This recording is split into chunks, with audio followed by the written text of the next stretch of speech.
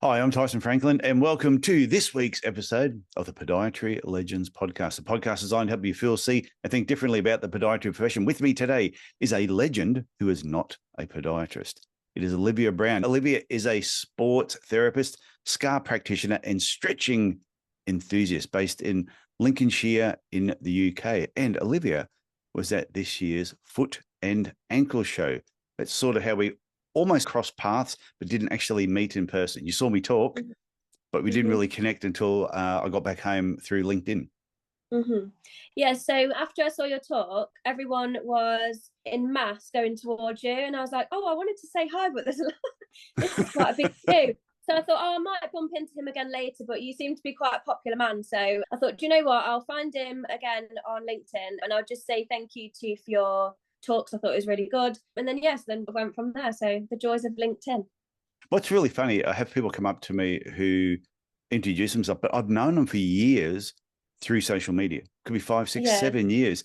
And as soon as I bump into them, we just start talking like we've known each other for ages. And then sometimes you have to stop and think, actually, this is the first time we have actually met in person. And then you actually have a laugh about it. That's what I Yeah. like about social media, how you can have people in your world and actually become good friends with them without physically meeting them.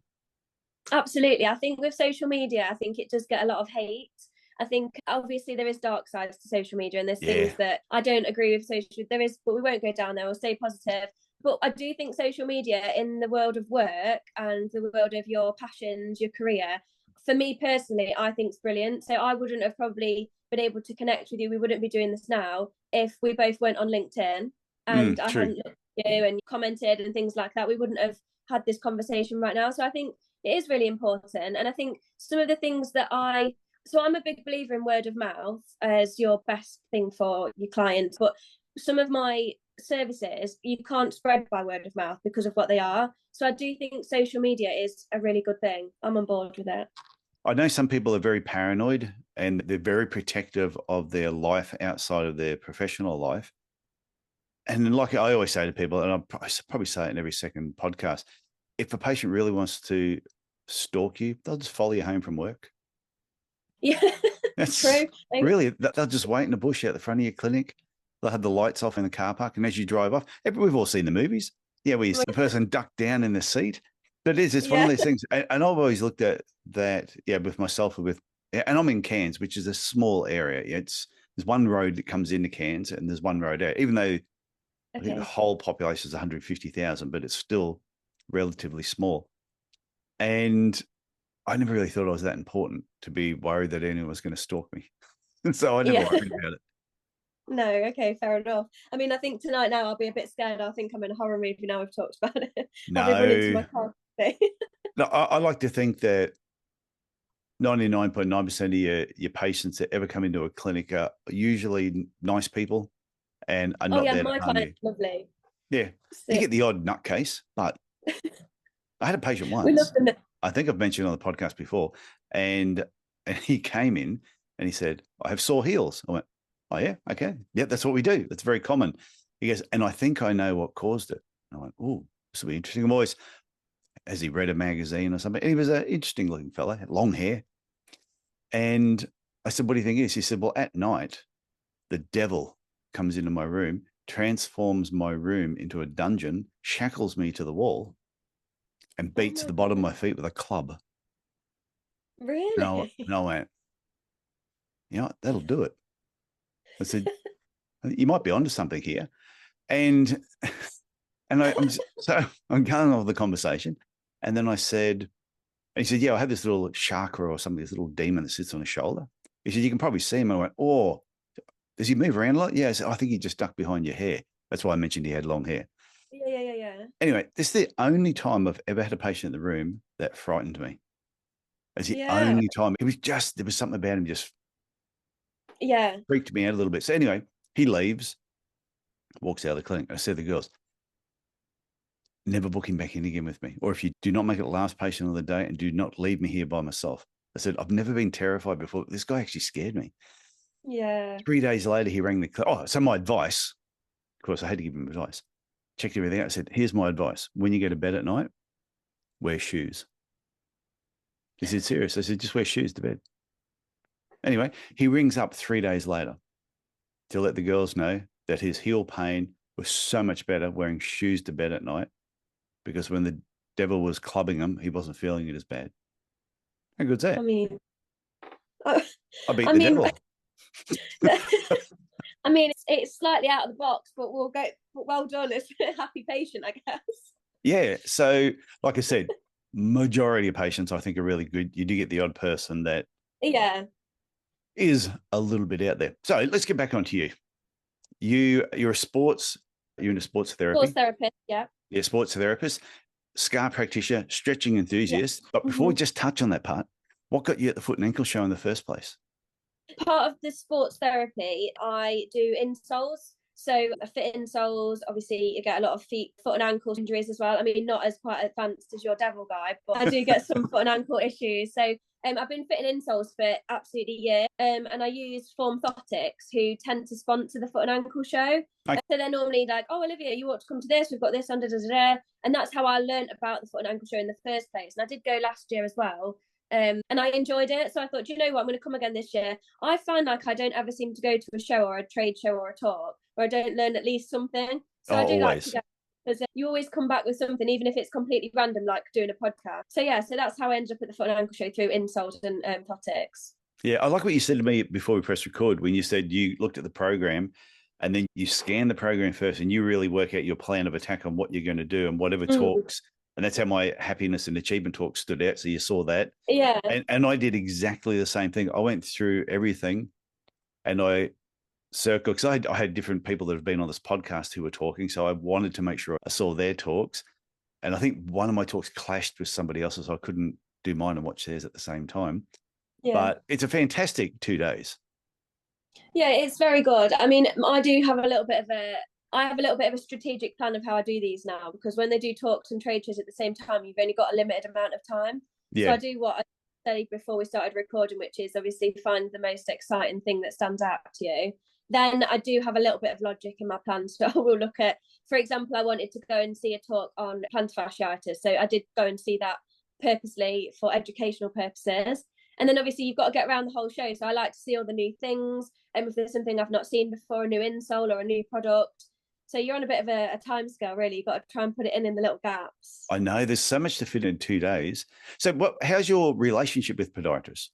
Like you said that you do insoles. Do you work with many podiatrists in that aspect?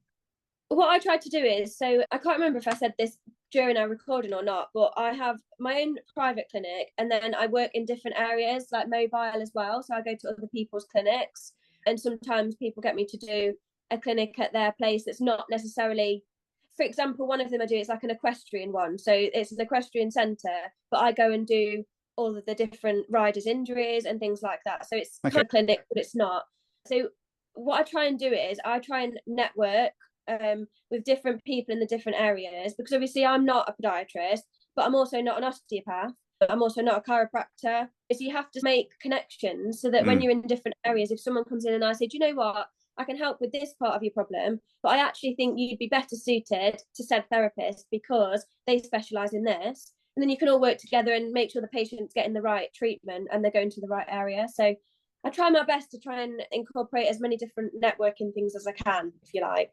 Yeah, and that was why I wanted to get you on, because when we were messaging each other on LinkedIn, some of the things you were telling me about your stretching classes and other things that you do, I went, the idea of this podcast, yes, I have a lot of podiatrists on, majority of the guests are podiatrists, but I like to get people who aren't, just to expose podiatrists to, there's other professions out there that we should be working with. Don't look at them as competition. We should try and connect with them. And yes, there might be a particular condition that you would treat and I would treat. Yeah. But it doesn't mean we're competitors. It just means we are treating the same thing. No, and I think sometimes with patients, it's the relationship. So for example, I had a client once that rang me up and said, my daughter has got this injury, it's lower back, it's hip area. And she was a really young girl and she was happy to come to me because I look like a young girl too. So she was really chilled out, if that makes sense. So sometimes it's not actually to do with skill. It might be if they feel comfortable. Young girl saw young girl, felt comfortable, and then luckily I obviously could help her with the injury, what it was. But sometimes it's things like that. So it might be that you might get somebody that you think actually they've got more in common with you, you're more experienced, blah blah blah, so they're going to pick you. Whereas someone else might think, okay, Olivia's doing this and this, she also does that, so we're going to pick her, even though we do the same job. So I do think it's important to not, I'm really against this whole competitive nature we've got in the industry. I think it's really sour. Are you talking sport exercise industry? I think you see it in a lot of professions, really. I mean, if we're just talking sports therapy, say for example you've got 5 sports therapists in a radius of 10 miles, Yeah. you know, I think we should all be friends and say, oh, actually you specialize in that, you're better at that, and then we can all send them to the right bits. Or if I think, well, actually I'm fully booked this week, I can't get you in, but I know person A has had a cancellation tomorrow, get you in straight away. You can all help each other. It does work better. What is that quote that I'm thinking of? Oh, that was it. Your flame doesn't burn brighter by blowing other people's out. I really like that because I like it, and I love that because it's true. You're better off working all together as a big group, and actually you end up with better opportunities, I think, that way. Well, I'll look at it this way. If you were in the town where I was working, yes, okay, we both might treat, say, heel pain. You're going to treat it slightly different to how I will treat it. But if I maintain a good relationship with you, the bottom line is we should be fixing the patient. So if you fix the patient, that's great. If that patient ends up with an ingrown toenail and you and I have a good relationship, where are you going to send them? Are you going to send them to the podiatrist who's shooting bullets? Yeah, absolutely. Or the podiatrist that just says, we can still be friendly. Okay, so occasionally we treat the same patient.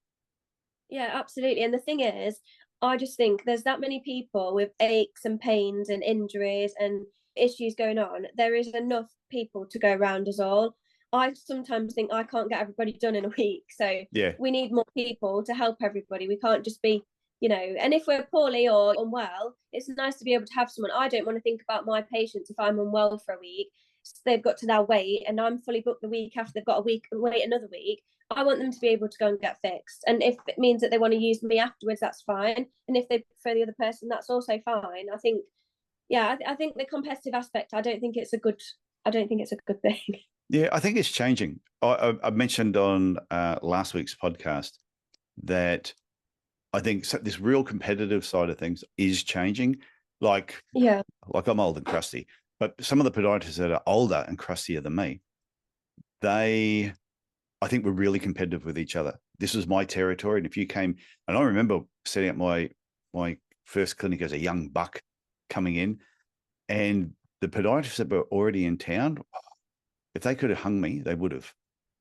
It was just, I was not wanted in their territory. Mm-hmm. But I think now, this last 10 years, I can see all the younger podiatrists coming through. I think they're all working together a little bit more, and they all realize we have different interests. So if we can actually work together, if you like this, I can send that to you, and I prefer this. And I can see in another 10 or 15 years that changing as well, and also working better with other professions. Yeah, I agree. I think it's the way forward. I think if we all work together, everybody gets treated nicely, everybody gets fixed and their injuries sorted out. And also, it's not like if you miss things. So if something new comes up, I was talking to somebody last week. So there's been a few new products that are coming up, different tapes and things like that. And I know somebody they're about an hour away from me. And I know they're interested in it. And I messaged and said, oh, have you seen this? I'm trialing it. And now they're trying it. I think that's good because now we're all getting the better products together. So we're giving a better service to the patient. I think sometimes we need to think the patient's the most important thing here, because we're trying to get the best treatment possible rather than fighting with each other over who gets said patient. It's about what the treatment is in the first place, I think. Definitely agree. That's just my personal opinion. I know. I was like, before I came on here, I was like, I must make sure I say personal opinion to everything because I don't want to start throwing my opinions out there. Oh, no. Well, what they say. Opinions are like bumholes. Everyone's got one. Yeah. And it's true. I find it funny sometimes when people will write a review about something, and it might be a negative review. And some people get really upset. Oh, someone gave me this 1-star review, or they gave me a 2-star review. And you're going, but it's just their opinion. And you may have, on that particular day, may not have provided the best service. I was looking at some friends in Cairns opened up a new bar called the Hound Bar. They've got about 5 or 6 bars in this area. And I was reading through, I haven't been there, so I was reading through the reviews, and they had these 2 1-star reviews. Mm-hmm. And both reviews, as I'm reading them, I could see them being legit reviews, that they weren't trying to be nasty. What they wrote, I could see, yeah, I can see how that may have actually happened. But Yeah. what's good is the owner, Darren, responded to both of those reviews, responded in a really positive manner. Yeah. And he also offered them, hey, come back in and I'll give you a round of drinks for you and your friends. Yeah. And I'm thinking, Yeah. you can't ask for any more than that. Yeah, you can't fix something if you don't know the problem, though, can you? So I think that's the most important thing. You know, if someone says to me, can I have an extra cushion under my knees when you do this type of treatment? Oh, this is aching me. Can I have this cushion under here? If I think that's negative, then I'm never going to get anywhere. But if I think then every single person that comes in that position, I say, would you like a cushion here? I've advanced all my practice now forever. So I think it's constructive criticism. I mean, obviously not all negative comments are constructive, but oh, try no, and judge them. I've had, I always refer to my book, and I've had majority 5-star reviews on my book because it deserves 5 stars, but that's my opinion. Yeah. But there's a couple of ones there where they're 3-star reviews, and I'm like, oh, but when I read what they write there, I get why they thought it was a 3-star, because they were like, say, for example, I wrote the book and I'm an Australian podiatrist. So most the way that I wrote it was thinking Australia and probably more relatable to the UK. But a podiatrist in America reading that would go, oh, you didn't mention anything about insurance companies. And because we don't have to deal with all that rubbish. So I didn't put it in there. So getting a 3-star review from them, I go, okay, I get that. That actually makes sense. Yeah. Yeah, absolutely. Your audience and the judgments. I have another quote for this. What's that other one? Something like, if you judge a fish's ability to climb a tree, they're not going to get a good opinion of it, are they? I can't remember the exact quote, but it's something about a fish climbing a tree. You know what I'm on about? But it makes sense. If a monkey and a fish are climbing the tree, obviously the monkey's going to do good, but the fish isn't. But it doesn't mean the fish isn't good. Fish is still an amazing swimmer, but it's just being judged in the wrong area. So if they're looking at yours and they're only looking for insurance, your book might not work for them, but everything else is brilliant. It's just not exactly what they were fixated on. So yeah, I think it's an Albert Einstein quote, isn't it? It is. I can't think of I wasn't supposed to do so many quotes on here this morning or this afternoon for you. Yeah, I'm pretty sure that's an Albert Einstein quote, or it's something related to him for some reason. Somebody listening to this will comment on this like, it's this. How can you not remember? I know people are going, God, you two. 2 years together, you can't even come up with it. But that's okay. In my defense, it's early in the morning where I am. In my defense, and in my defense, it's the end of the day, and my brain is spent. There we go. We justified it. So I want to talk a little bit about you for a sec. Is your progression of becoming a sports therapist? What was the training? How did you get through that in the first place? So basically, went to school normally. I went to, we call it sixth form in the UK. So the last couple of years of school, hated it, got myself stressed out, left, went to college. And then after that, went to do my degree. At college, I basically just went and did something fun, and it was sport and exercise science. Okay. Always loved sport, things like that. It was basically just go and have fun, Olivia, because you don't know what you want to do and you're stressing yourself out. So I went there, and one of the modules was injury rehab, so all different injuries, and another one was anatomy and physiology, and I absolutely love biology. I was like, oh my God, I love injuries. I can't believe this is even a job. I didn't know. where I went to school, it was more academic based, so they was looking at English and mathematics rather than sports therapy wasn't really on the list of potential jobs you could do. So anyway, so really loved that, transferred, did my degree in sports therapy and injury rehab. Then I other people for a little while. I did some sporting event, and then I thought, you know what, I'm going to give it I think it was 21. I was like, right, I'm going to go for it. Went self-employed, went mobile for a little while, and then I rented a little room where I lived. It was like about 10 minutes from where I lived, a little room in somebody else's clinic. Did that for a couple of years, and then it seemed to be going quite well. Word of mouth was spreading nicely. People seemed to be really happy with what I was doing. I was doing more courses and things, progressing myself as well. And then I thought, I'm going to go for it. And then it's actually a week tomorrow, I opened my own clinic. So that was really exciting. So that was March the 8th, 2020. And then, yeah, here we are. And then since then, I've obviously done more things. Like I said, I've done my star therapy now, so I do a lot of that. The stretching thing, though, that was totally random as well. That was when the whole coronavirus pandemic went on.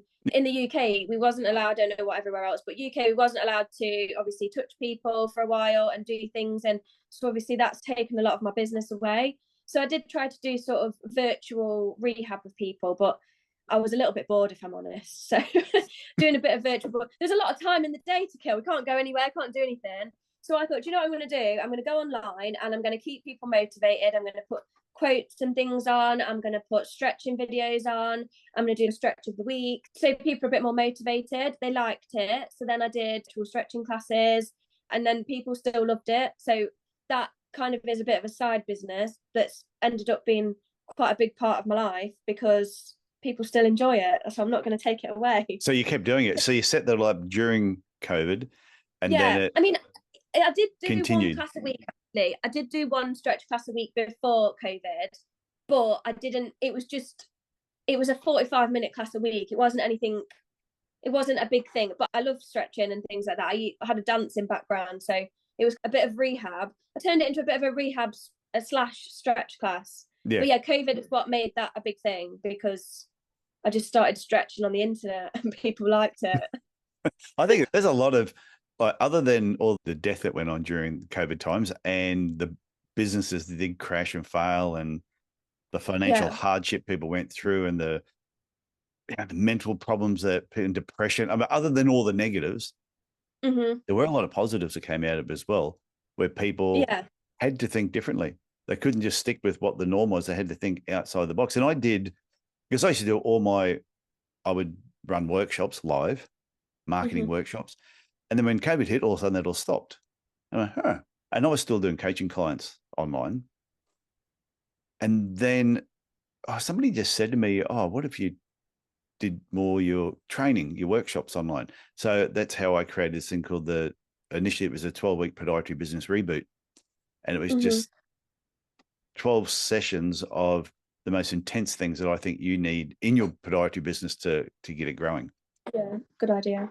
And that went nuts. The first couple of sessions I did just went nuts. And I ended up over that 3-year period doing about 8 groups online with it. And then last year I did 2 live ones where we took it to a 2-day event instead of a 12-week event.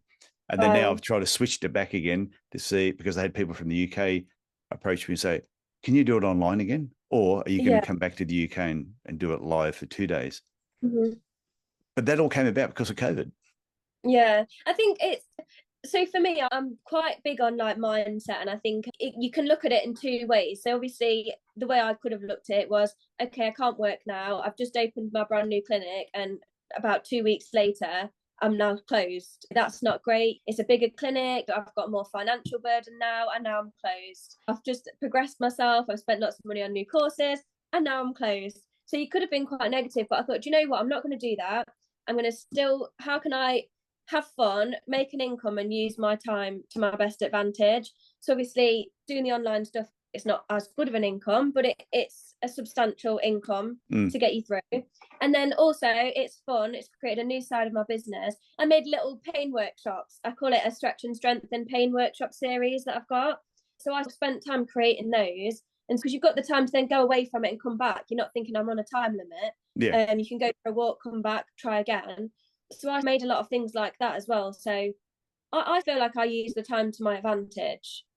I think the good part with your videos too would be, and I tell people this all the time, if they're not using on YouTube or shooting videos to get themselves out there and on social media, but you have a really high energy level too. And I'm sure anyone who's listening to the podcast can pick up you have a high energy level. If they're watching the video, they will see that you have an extremely high energy level. So you're very well suited for videos. I feel like what the weirdest thing is, when I first started, I absolutely hated photos. I used to be really anti-photos. I didn't like videos. And if I listened to myself talk, I was like, oh gosh, that's awful. But then when I started doing a few photos, stretching photos, do like a stretch of the week. So I'd do like a pose and then I'd post it and then I'd be like, oh God, what do I look like? Is the angle right? What is that on my face? I've got one hair out of place. Yeah. And it was really represented. But then you get over yourself. Like, I'm over it now. I literally now, I did a video on Monday. I've had this new tape that's been sent to me and I wanted to trial it out. and I had about 10 minutes, and I was like, I haven't got time to write a long post. So I just put the camera on, said to everyone, look, I've been sent this. I need guinea pigs to trial it out. Who wants to be a guinea pig, basically?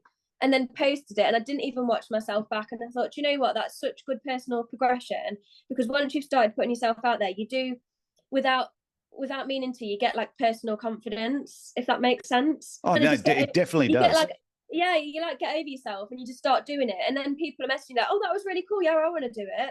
I think, do you know what? What was wrong with me 5 years ago? I think the hardest part, it's just getting started. But once you get started and you get that momentum going, ideas for shooting videos, just, they're easy to do. I'm not sure if it's out yet, but it'll be very close to when this episode comes out. An episode that I do on the Podiatry Marketing Podcast with Big Jim Mack. And we're talking, I put a challenge out there doing 30 videos in 30 days. And I did one years ago where I did 365 videos in 365 days. No way. It was this massive challenge that I did. And it really took me out of my comfort zone. But even just recently, a friend of mine came back from overseas and he brought me this thing. I love Captain America. So he brought me this thing back. So when I got it, I just loved it. It came with some of my favorite mints called wintergreen as well. And when I got that, I went, you know what? It is so good when you receive like an unexpected gift from somebody. Yeah. And he has, like, every time he goes overseas, he usually brings back something small. But sometimes he's brought me really cool T-shirts. But I do the same thing for him. And I've got some other friends I do the same thing with. But as soon as that arrived, I went, yeah, good, that made me feel. I went, I'm going to shoot a video on that. And I think when you're doing videos and you're doing it on a regular basis, just things that happen in life, you start realizing, you know what, that's a video. If it makes me happy, and I'm all about being happy myself and making other people happy, absolutely, they need to know this. And I think as well with social media, I don't know whether you find this because you're a bit more professional than me. Oh, look, don't put me in that category. Don't put me in a professional box. I've seen your LinkedIn. But yeah, sometimes I don't know why. And I feel like if any of my patients listen to this, they're going to be laughing. But people seem to love watching me do random stuff. So I did a video at Christmas time, literally. So I'm obsessed with Christmas. I'm obsessed with decorating it. In my clinic, I have an 8-foot tree. That's how extreme I am. Yeah, that is extreme. I did a video of me decorate, literally, bit of hoovering, put the tree up, decorate the tree, hoover again, done. And I just thought, I sped it up a little bit. Obviously, no one wants to watch 4 hours of me doing that. But I sped it up to about 2 minutes. And do you know what? That's the most views I've ever had on a video ever. And I just thought, does anybody care what I do for a job, or do they just want to watch me put trees up? Oh, no, but even on my YouTube channel, I put one up towards the end of last year of us trying to catch a rattlesnake in Arizona. And we ended up, it was my tip, bring in the professionals. When you try and catch a rattlesnake, get professionals to do it.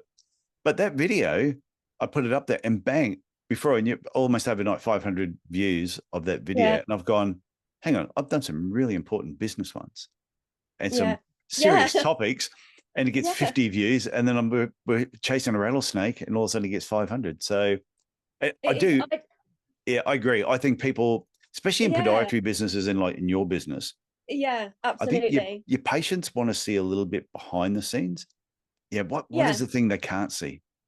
They want to see you without a mask, I think. And I'm not saying be unprofessional. Definitely don't be unprofessional. But I think sometimes they just want to see you for a real person. And sometimes they really are interested in behind the scenes. People love watching me clean this clinic. Like, if I do a video of me doing a little reset, they are obsessed with it.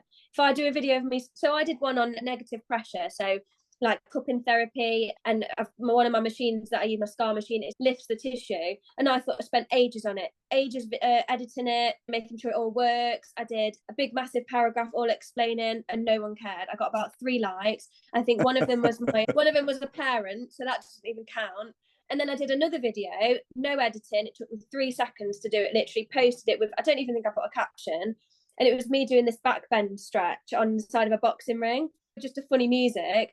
Again, people love that. And I think no one's even doing that. My patients are injured. They're not going to be bending themselves like that. Well, I did, but when I went to Oxford before I went to Liverpool, I arrived in Oxford, and I went, and there was this little Italian stand there in the markets, and they were making this pasta, but they were cooking the pasta, putting this cheese wheel, swishing it around, and then putting it on your plate.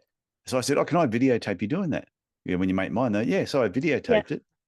8,000 views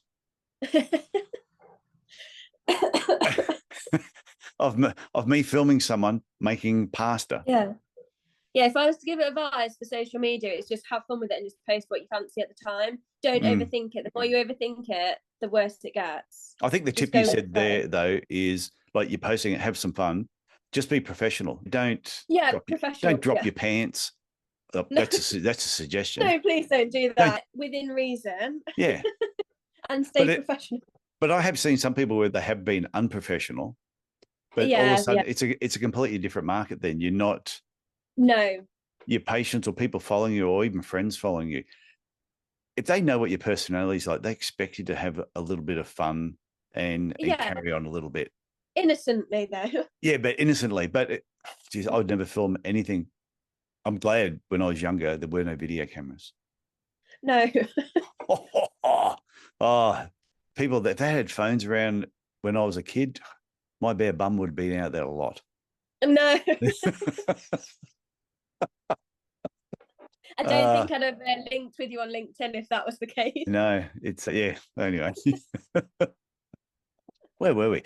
So when you came on here, I want to ask you come on. I said, okay, have you got some talking points? So I want to make sure we've covered those talking points.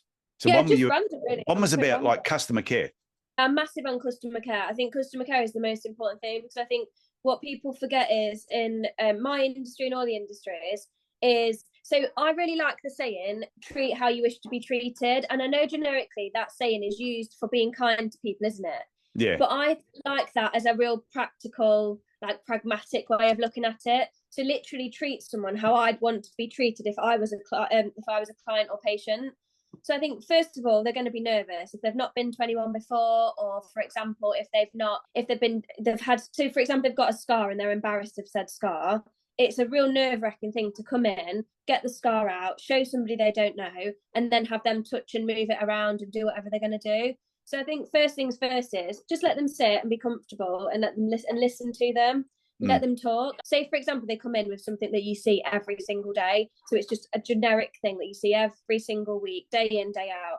And they'll start talking and you already think, oh yeah, I know what this is, I know how to fix it. It's not fair on them because that's a real big deal to them. So you have to, I think for me, first job is just listen, let them talk, because we're all different. So even though you think it's the same thing, they actually might have something that's a slight quirk. So one symptom that's slightly different from the other 1,000 people that you've seen with the same thing.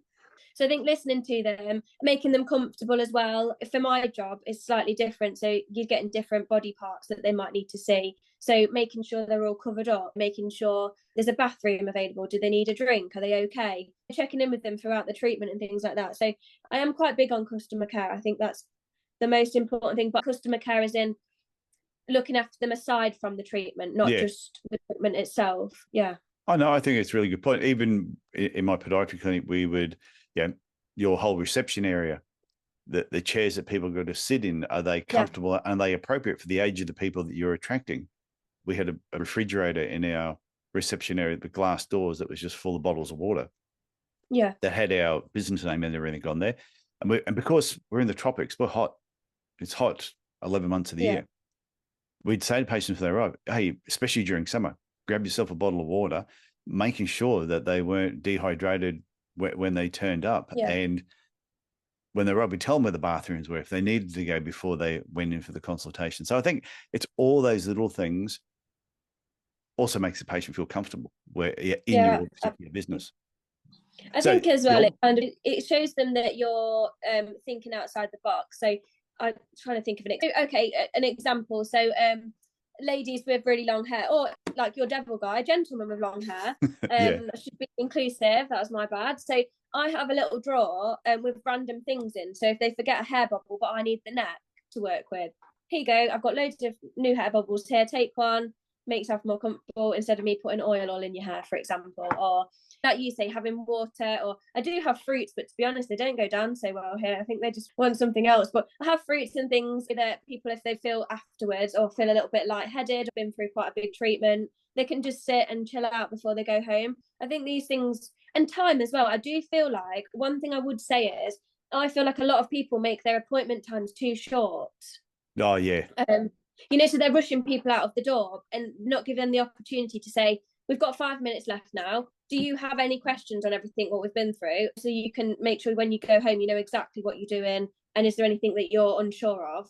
I think that's really important. Being rushed out the door, I wouldn't like to be rushed out the door. So I think treat people as you wish to be treated. I think, but a really good example of that too. Did you see Jonathan Small's talk when he was dressed up as the White Rabbit? No, I went past that. I'd just been, where had I just been? I'd been to another talk and I come past and you just looking and he had it like halfway down his body and I was like, what is going on in there? It was a brilliant talk. It was a really good talk. So many people spoke about it. But because he had so much content there and he only had a certain amount of time, what you're talking about then is a perfect example when towards the end, he still had so much he needed to get through that he had to rush towards the end. And you could, and he knew himself, and you could pick that he was rushing because you could see the person waving him going, time's up. Yeah. But I think that can actually happen in a consultation where you're then rushing the consultation because you might be running a little bit late. The patients can feel you're rushing. Absolutely. You cannot hide it when you're rushing. And it's like Jonathan, absolutely brilliant talk. And even the content he gave at the end, right up until the rush, was brilliant. But you could feel it being pushed towards the last part of it. So I think that's a really important point for anyone listening is just remember, leave adequate time, whether it's in between patients or a gap every now and then so you can catch up. Because if you're rushing that patient, they're going to feel like they weren't listened to. Absolutely. So what I do is I put 15 minutes between every single patient, regardless of whether I know that I'm going to do something really small for a patient that I've seen 100 times, or if it's a brand new patient. I always put 15 minutes between every single person so that I know that if I then run over, the next person is going to arrive and they're relaxed. They're not feeling like, oh, Olivia's running late, got an appointment after Olivia, da, da, da, da. But also, if I do run late, I'm not under pressure because I know that I can finish that treatment properly. That person can leave stress-free and the new person's going to come in and I'm still going to be on time. So I think how long is each consultation? It depends. If I'm doing a consultation, I'll normally have a good 30 minutes for a brand new client just for the consultation. Some of my treatments, the average time is between an hour, 45 minutes and an hour.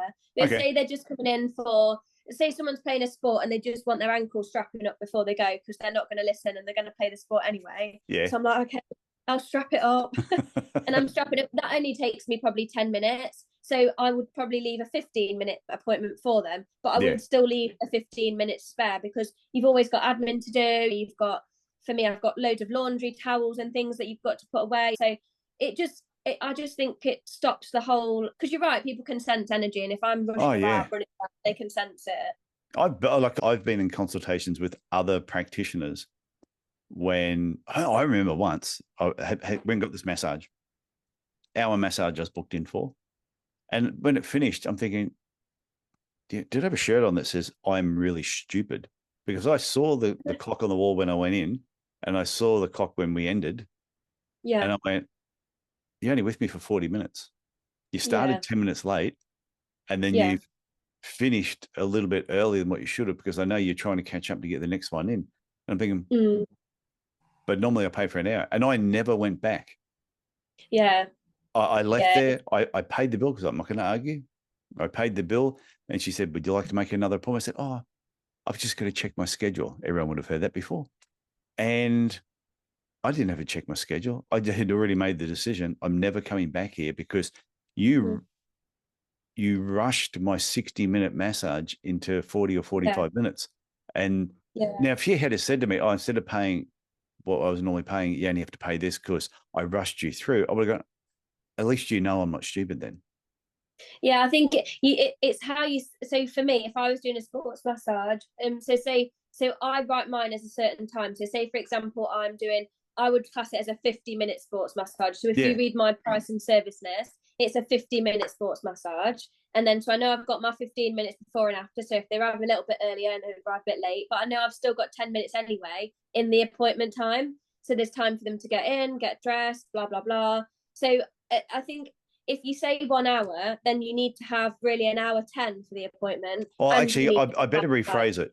It was a 50-minute massage, but she took me in 10 minutes late and then still finished 10 minutes before the hour. So, but yeah, so rephrase that. It was a 50-minute massage. I went in 10 minutes late, and then it only went for 40 minutes because she finished at 10 minutes too. And I'm going, no, I've been ripped off. Yeah. So, and it just didn't feel good. And the thing is, if you've got the gaps either side and you are running late for whatever reason, it does happen, then at least then you can, for you, for example, if you was here having the sports massage, I could then run over again because I know I've got that 15 minutes gap and I'm still caught up because I've got that spare time. You're leaving, you've had your appointment, I can apologise for making you run late because we've had to run over. And there we go, sorted. So the other thing is just want to touch on a couple of other things before we finish up because I'm just looking at the time. Networking, I think we covered. That's gone quick. I told you, I said to you, when we get started, I said, by the time we get going, and you did mention you talk a lot, which was fine. And I said, well, that's good. I said, because by the time I said, this will go really quick. You'll look at the clock and also go, holy crap, we've been talking for that long. And I don't mind a chat either. So put the two of us together and it was always going to be a lot of talking. But one of the things you had here just about positivity and life lessons. What did you mean by that?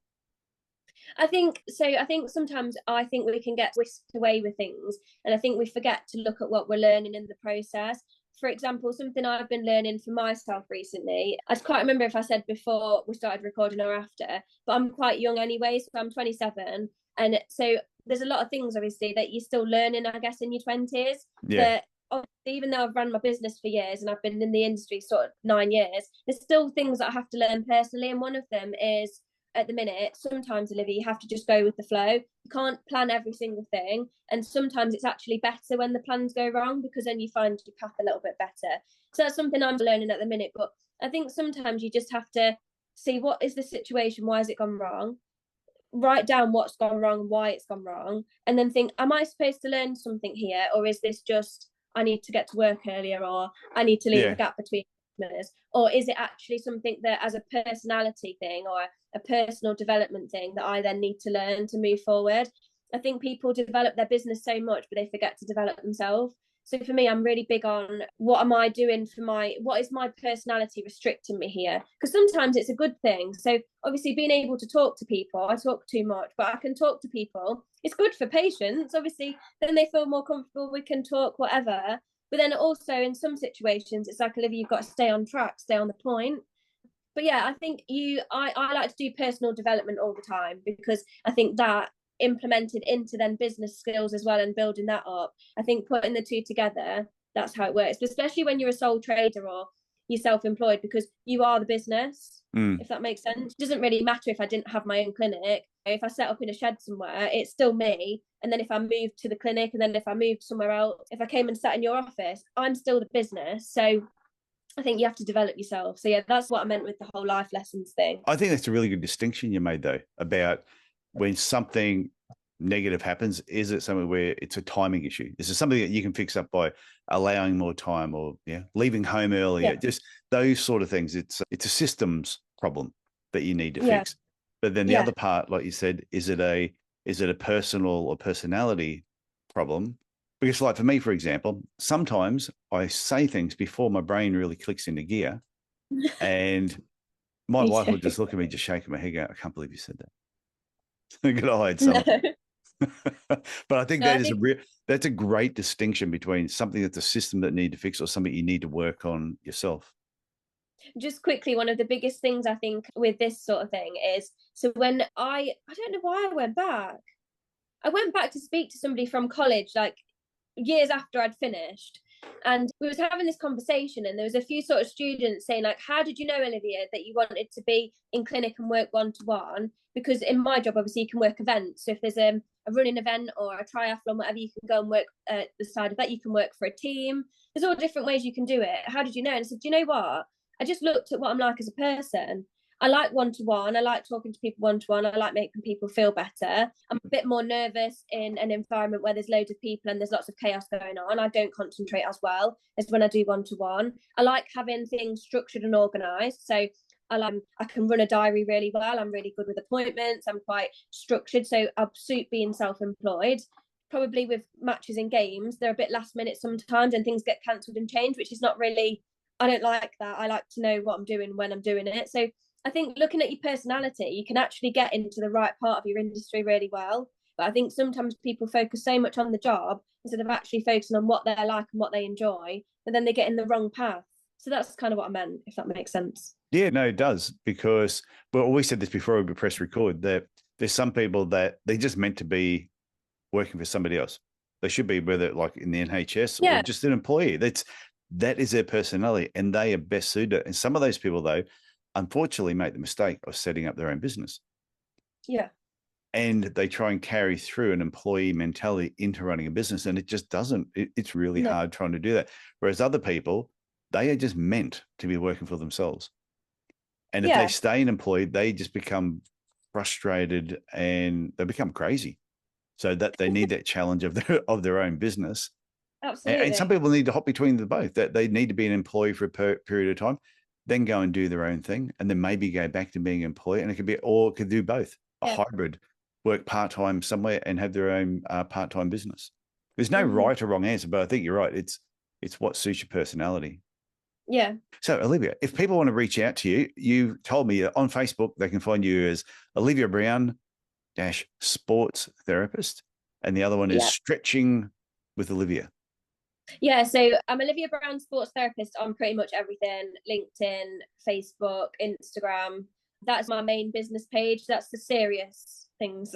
Yeah. That's me actually treating people and making people feel better. And then I have my Stretching with Olivia page, which was the COVID thing. That's on TikTok, Instagram. I have got a couple of YouTubes. If I have just tried to start doing some YouTube stretching videos as well. So I used to just do them like a bit like what we're doing now. So of a video call with somebody, and then we'd teach the stretch and do it that way. Whereas I've started recording a little bit now. So I have put a couple of YouTubes on. To be honest, it's just finding time. But yeah, I'll find it all. Olivia. I'll find it all. I'll put all the links in. You'll have to send me some pictures of you doing some stretching, see how you get on. No, actually, I'm pretty flexible. I'm not too bad. And then on LinkedIn, it's Olivia Brown, nice and easy to find. Oh yeah, I'm just my name on LinkedIn. Yeah. Okay, Olivia. So I want to thank you for coming on the Podiatry Legends podcast. Thank you for having me. Sharing your enthusiasm and positivity across the world. So this has been absolutely fantastic. So thank you very much. Thank you very much for having me.